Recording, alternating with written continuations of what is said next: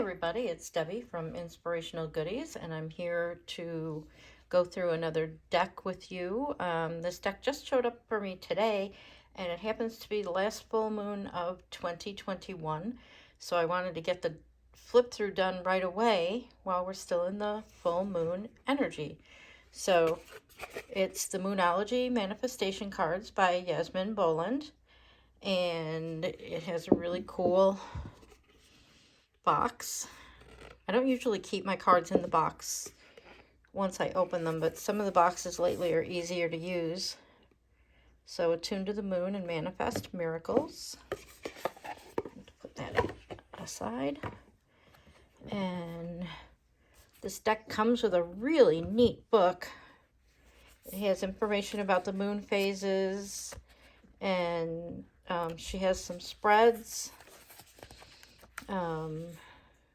The normal past, present, and future reading, and then she has a lunar cycle spread, and then she goes into cat.